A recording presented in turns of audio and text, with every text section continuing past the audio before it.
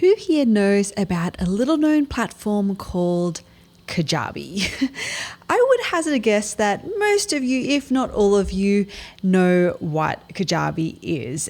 What you may not know is that in 2021, Kenny Rhoda and Jonathan Kronstedt, or JCron, who are the founders of Kajabi, exited the company at a $2 billion valuation. And I had the pleasure of meeting both of them, and I was so pleasantly surprised at how humble they both were. In fact, here's a text exchange between JCron and myself about this podcast. I said, any chance you'd be open to do an interview for my podcast? I've just rebranded it to Win the Content Game, and every month I do an interview with a founder about challenges they're currently in or facing and how they're coaching themselves through it. Right? That was my request to him to be on this podcast. And he said, I'd be happy to, as long as you know I haven't actually worked for 3 years. Smiley face, of course. To which I replied, yep, I know that. I was thinking we might actually talk about that as the challenge that you're actually facing, that you're working through, because I know you mentioned that was a challenge for you a few months ago. His reply, so your plan is to ambush me and make me get all vulnerable on your podcast? To which I said, well, I mean, yep, actually, that's exactly what I'm planning. So today's episode is a special one because you're going to be hearing directly from one of the most humble billionaires I know about how he's been finding the challenge of transitioning out of working and into his next phase of life or his career, how he's faced that challenge and what he's doing right now to try to overcome it. My name is Deidre Shen, CEO and co-founder of Capshow, and this is Win the Content Game.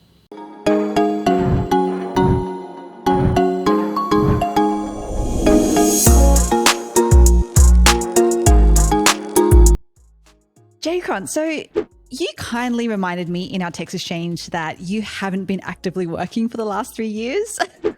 That, as embarrassing as it is to admit, that is correct. I've been out of day-to-day operations for about 3 years. So any references I use that are super dated, now you know why. No, it's super cool because, you know, we actually connected a few months ago, and what I was surprised about, which actually also served to be a really, really powerful reminder, definitely for me, is that I'm going to say this in the best way possible, but even someone like you who has successfully off the back of that, we have some multi-billion-dollar business like Kajabi, you've been recently facing some of your own challenges.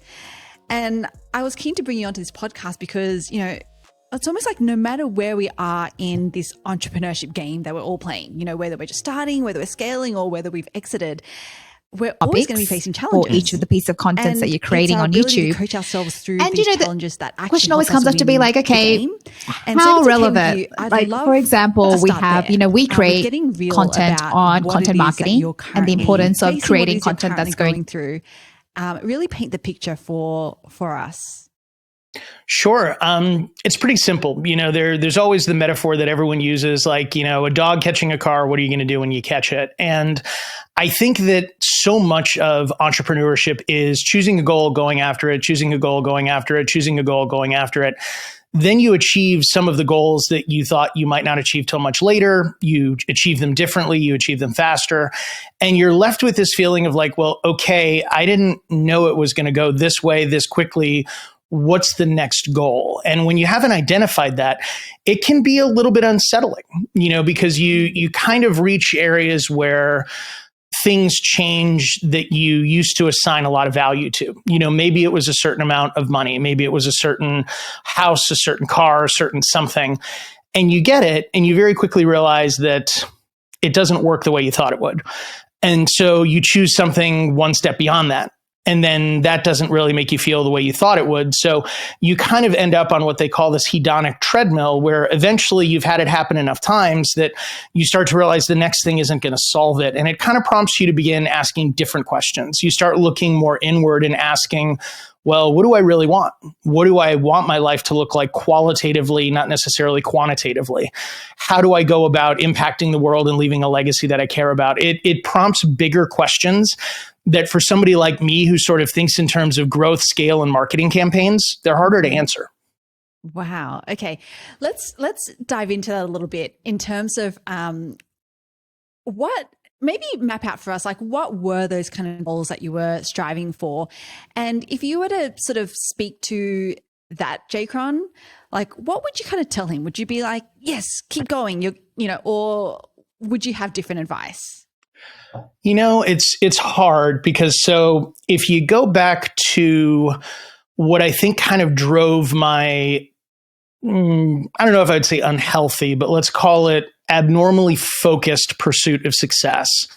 I would say it probably started in childhood for me, that I didn't grow up in challenged circumstances. We were very much upper middle class. Parents were great executives. But it was also something where there was always a stress around money. It was viewed as a topic that there wasn't enough of it, that if we had more of it, things would be different, that we looked up to people that had more of it than we did, that at times we probably even tried to present that we had more of it than we did. And so there was always this focus on achievement. And I think that really created for me this equation of I view achievement as freedom, that if I am making enough, have enough, I am now free from the stresses of, hey, the car registration isn't getting paid, or someone forgot to pay the electric bill, or whatever. And looking back on it now, I think then I really associated it with money. Now that I'm an adult, I actually recognize it wasn't a money thing. It was much more of just an organization thing of two parents that were working too hard and going in too many directions. But I think that prompted me to focus in those areas. And so the thing that I would probably love to tell myself earlier is, don't miss the opportunities to figure out what you're actually passionate about.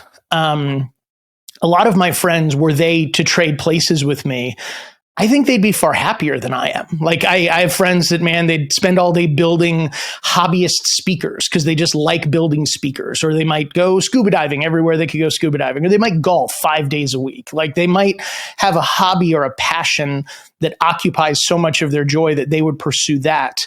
And I think I was so focused on the business side that I missed the opportunity to develop some of those interests. So I would say I probably would tell younger me, assuming everything still would go the way that it would, because I think a lot of my dysfunctions have helped me do what I did. But yeah. Assuming I still end up here, I would have said prioritize the journey and the experience. That rather than missing trips because I couldn't get away from work, I would have recognized that whatever the work was would be waiting for me when I got back, and I would have taken those trips. I would have done the things that it was like, I don't have the time or I can't do it now. I would have done them then because I now don't have the time. Interesting. Okay. So let's talk about you mentioned that now you don't have the time, and, you are, I believe, starting to try to discover some of these things that you didn't have the time back then to discover. So how are you coaching yourself through this process? What types of things are you doing? Are you just like, I'm just going to try a ton of different things and see what I like? What has that process been like for you? It's really not that scientific. It's kind of so the way I talk about my journey that sounds a little bit ridiculous is it's like I wake up on Monday, probably after, a few too many on Sunday. And I'm like, okay, that's it. I got to get my shit together. I'm getting back out there. I'm going to do something. So by Monday, I've made my commitments. By Tuesday, I'm researching companies to start or buy. By Wednesday, I've narrowed it down to a few. By Thursday, it starts to feel like a lot of work and have some risk. And by Friday, I'm splitting a bottle of wine with my wife. And I'm like, leave it till next week and have a great weekend. And it just kind of repeats on that cycle. So I think for me, the coaching myself through it's been hard to find foundational principles to begin to limit that aperture of options. Because when your optionality expands, having no options is just as stressful, if not maybe easier to navigate than when you have too many options. And so I think that as I've gotten a little bit of distance and a little bit of reflection, I would say that this next season for me, I would like to find things that fire me up creatively, but that allow me to enjoy them without any unnecessary sacrifices. And what I mean by that is my dad traveled a lot when I was a kid, gone, all the time, providing for the family. And so I know I could jump into a job tomorrow if I wanted to. Travel 100,000, 200,000 miles a year, be gone all the time. Even though that may satisfy my desire for success or impact for a company, it's definitely not going to satisfy my requirements as a father of a 3.5-year-old and a husband and all of those things. So I would say I'm now looking at it and saying, well, if I can't find the way to achieve the success that I want within the constraints of I don't travel all the time, I'm able to move any meeting that I have. If my daughter walks in and wants to dance, I'll be late to the meeting. So I would say the learning I've had is, if I were to summarize it, and it's a little bit wandery, you chose a topic that I don't have any prepared answers for, so be prepared for the messiness. Yeah. But I would say summary would be choosing the constraints that matter for what I'd like to do in this next season, coupled with being patient with the process. That, it means getting comfortable with, I might miss out on some things.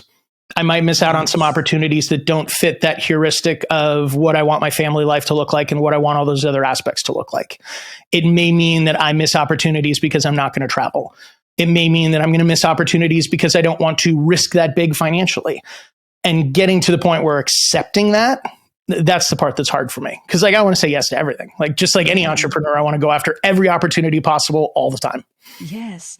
Okay, let's talk about that, because I've been going through something similar where, the good thing about having opportunities, when I was younger, I was always like, okay, I want to have all of the opportunities, because when you have opportunities, you have freedom of choice.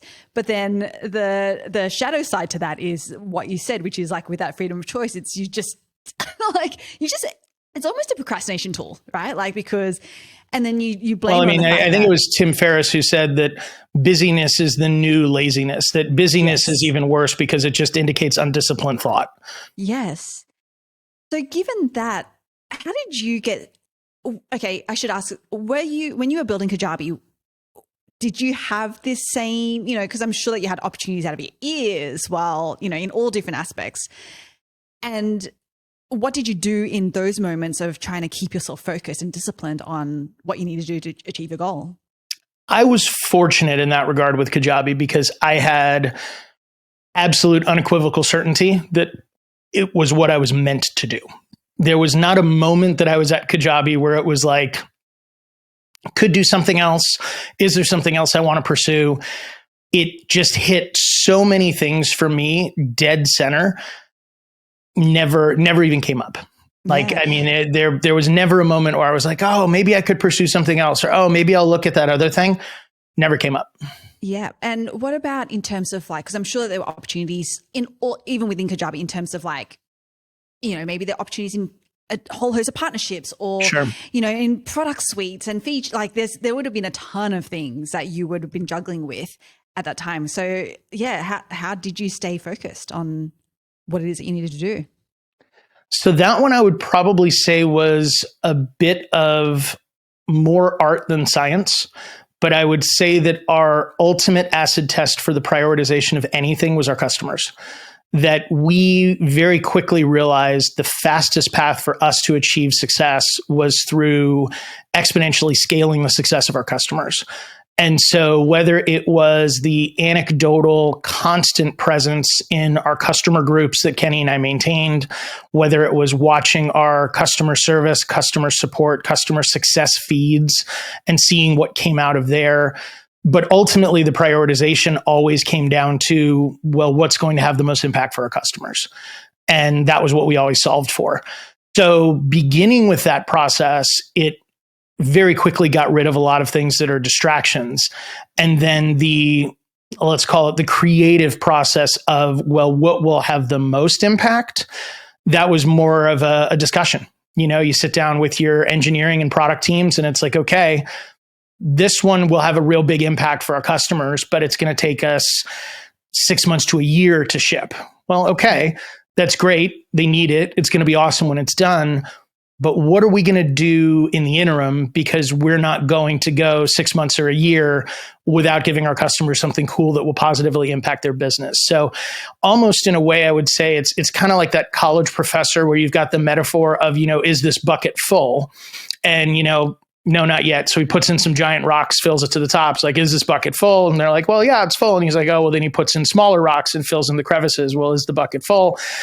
Yeah, of course it is. Well, no, then he takes some sand and it fills in the rest of the crevices. Is the bucket full? And they're like, well, yeah, it's totally full. And they're like, no, then they dump water on top of it, which fills in the rest of it. So there is this element where you're always going to have an order of operations based on the constraints of the business. But it doesn't negate the fact that there are going to be important things that you must be working on all of the time.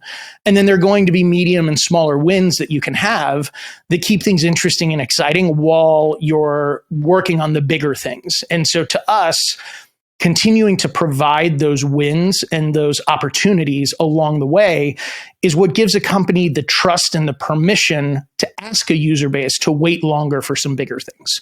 So it's sort of like by us always prioritizing our customers, we had the opportunity to say, look, guys, we're going to bring something huge, but it's going to take a bit because, it's a lot of code. It's a lot of stuff. It's a lot of architecting that we got to do. But we didn't say, do us a favor and just be patient with us, and we're going to do nothing else, because we know that this business moves too quickly for us to take a break. It was one of those things that I would say we always held ourselves to a very high standard of output, because we know that in our world, this is not just some app that some company has some person that uses occasionally when they're at their job. For our people, our app represents mortgage payments and rent payments and grocery payments and kids' college and groceries and whatever. It's not something that we can take as lightly as, some enterprise, data visualization tool or whatever. So we always had that at the forefront for us. Yeah, that's awesome. And was there any moment even in that journey where you were like, we've got this wrong, or I don't know, like whether it's Oh, absolutely. The best example I have of it actually predates my involvement in Kajabi officially.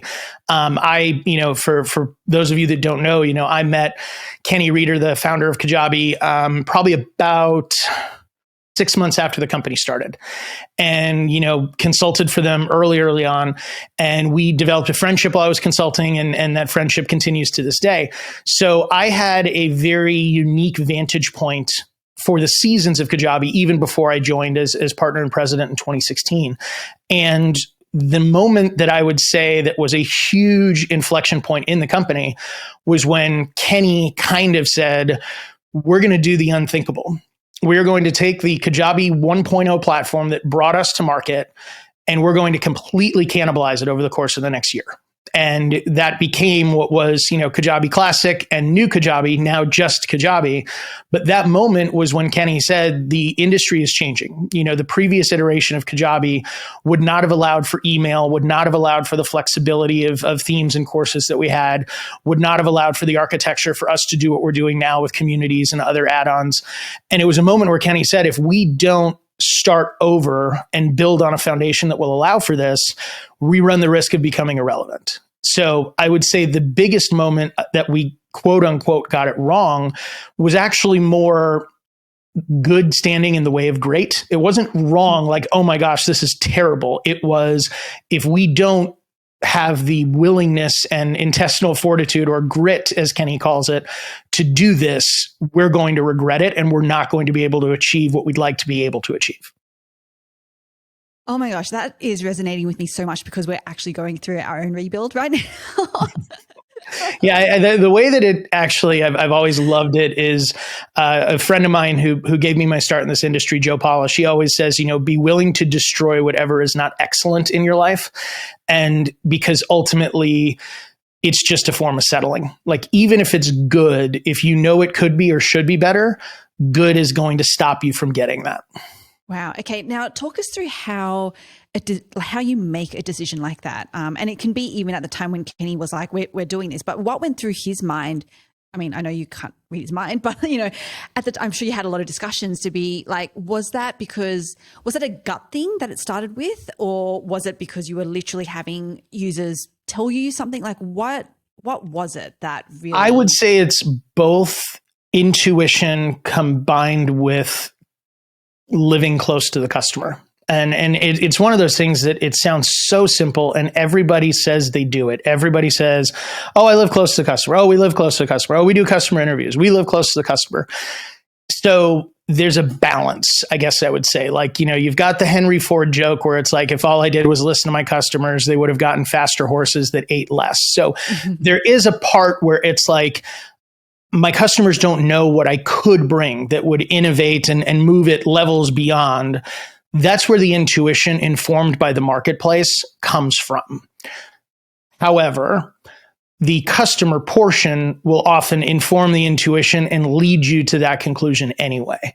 So if you have a product and you begin seeing your customers using lots of other products in tandem to achieve the goal that they have, you then have to ask yourself, should my product do those things? The answer is maybe. Maybe that's beyond the scope of what you're trying to do, or maybe that is exactly the scope you're trying to achieve. And that's going to be the individual decision that I think every entrepreneur will need to make. But I think that what we've always said at Kajabi is if it's a one-way door, you better be absolutely sure. You better have thought it through, be committed to the result, and have game theoried as much of it as possible to see all of the outcomes. If it's not a one-way door and you can always reverse the decision, make those decisions as fast as possible, because you can always reverse them if you're wrong. So I would say the gravity of the decision will in proportion weigh on the time and certainty that you should bring to it. But ultimately, the customers are going to inform that intuition, and the intuition is going to tell you if you're right or wrong. Wow. Okay. So I want to change tact a little bit, still in a similar vein to what we were talking about. But a lot of people who are listening to this, they'd be coaches, consultants, service providers, people who you served in Kajabi. So I'm sure that you would have a lot of insight into this. But if we were to take, because when we talk about from a product perspective, it seems to be a bit more tangible. But when we talk about whether it's a coaching program or a consulting service, or, how would you almost, and if someone is facing down a decision that, around something like this, around should they keep following this particular path, or is there a way for them to be excellent rather than just great and make money? What would your advice be to them when it's not product led as such? Do you have an example that comes to mind? As a general question, I can try and answer it. It would probably be a lot more helpful if we had like a specific scenario related to, do I keep going or do I not? Yeah, I think a lot of times it comes down to, like being. A lot of it's offer led. We have a few lists of people that, use Capshovian and stuff, who they're like, I think this is and they spend a lot of time. I think we know this in the industry, you spend a lot of time coming up with the offer. And because I used to be in coaching as well. So I went through that same thing myself. And then you realize that actually everything is changeable. But for people who are getting stuck at that stage where it feels like it's do or die.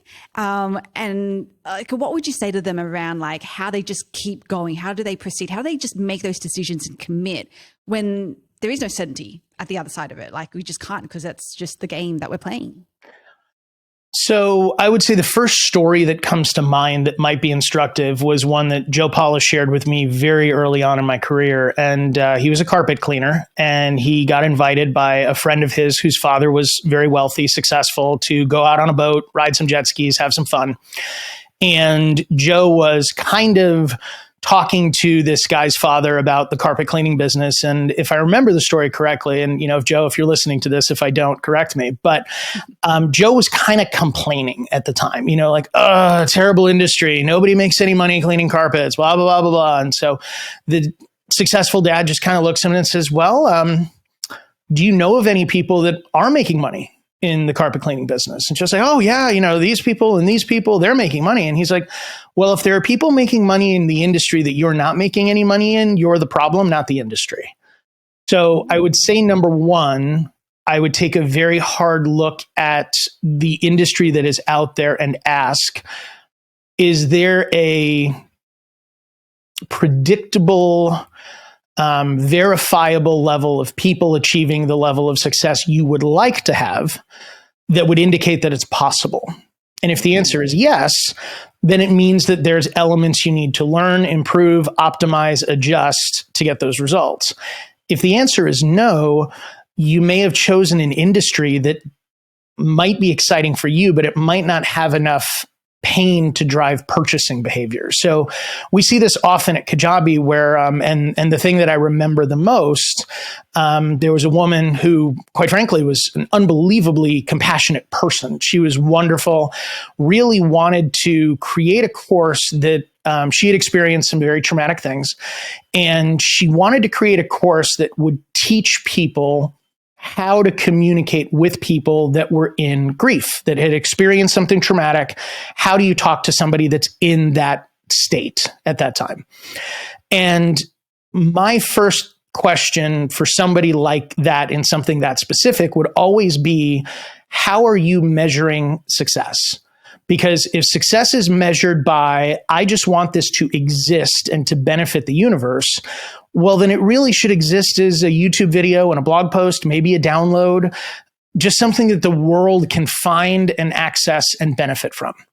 But if you're asking me that, how do I turn this into a successful business? And your judge of success is I'm making $300,000, $400,000, $500,000 a year from this business 3, 4, 5 years from now.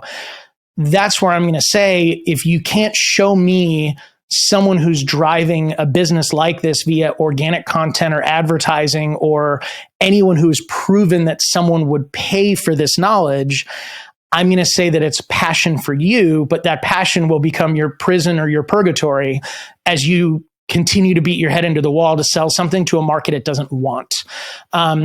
Eugene Schwartz in his book, Breakthrough Advertising, said it best, where he talks about the desire does not come from the copywriter. It comes from the market. And all the copywriter can do is direct that desire to the product or solution that he wants it directed towards. But there's no amount of money possible large enough to create that desire. And the copywriter, if he goes against that desire, will likely get obliterated. So I think it's something where the second layer to this, outside of, are there people achieving the success you want to? The second layer would be, how are you measuring success? And do you have a level of confidence that what you're trying to do is doable?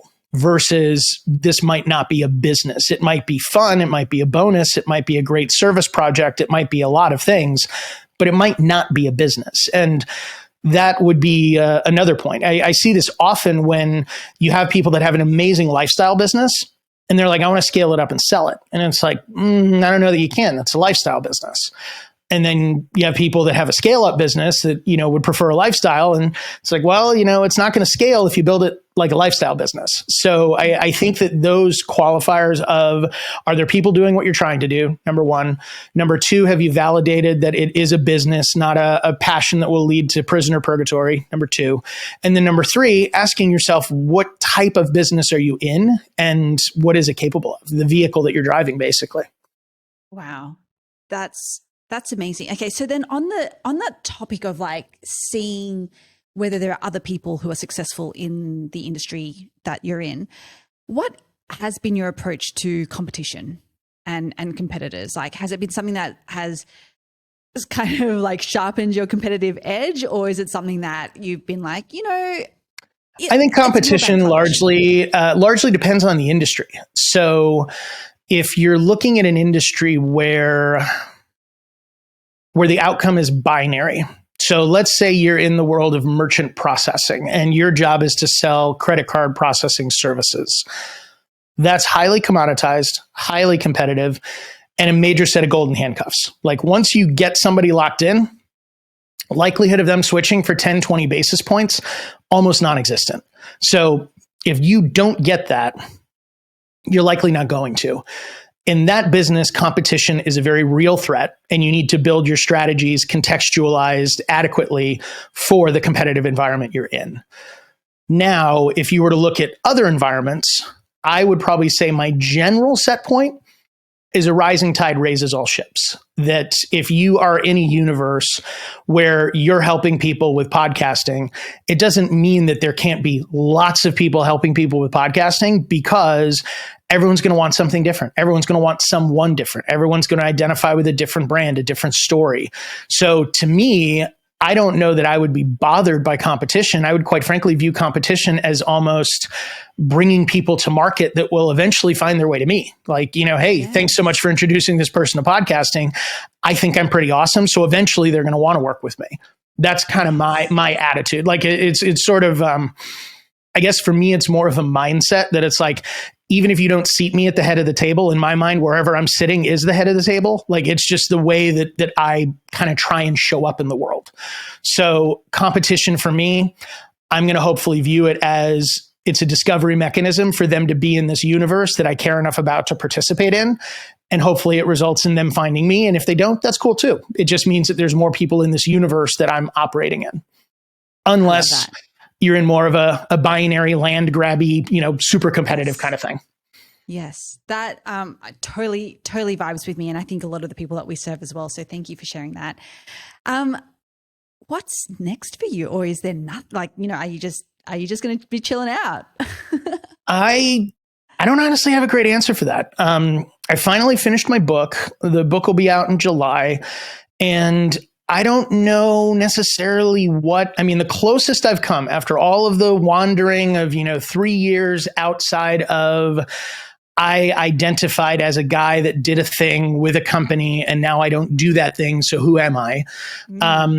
I would say the closest I've come is I would like to find some companies that I could work with that excite me, that I can be important, but I can be not necessary. In other words, I'm not on an org chart, but I get to be strategic. I get to advise. I get to help. I miss that, but I would like this next season to be characterized by doing that from an advisory position where I've got the time for my wife and daughter and, kind of living a more balanced life. I would say that I am not a work-life balance guy. It's never the way I've operated. I don't actually like the term. I think, and I was reading this on Twitter a couple days ago, somebody said, if you're seeking work-life balance in your 20s, you're never going to do anything significant. I actually believe that. But I do believe that after you go through the season of grinding, making it happen, and you end up with the luxury of being able to step back and say, okay, I don't have to play that way anymore. What do I want it to look like now? Now I would say I'm in a season where balance has become more important to me. Mm-hmm. But I'm 100% positive. If I was not as obsessive as I was, I don't think I would have the luxury to now not be as obsessive. Got it. Yeah. Okay. So do you think, having tread that path, that would be your advice for most people looking to succeed in business? I would say it depends on what you want to do. Like if you're saying, I want to build a category creating, industry defining company, that's going to take a lot more work than work-life balance, quality of life kind of approach. It just is. Maybe it won't for you. Maybe you found something so magical and you've built it in such a way that you can achieve something that I couldn't. That may be possible. But if that's what you want to do, that's going to really take some pretty Herculean efforts.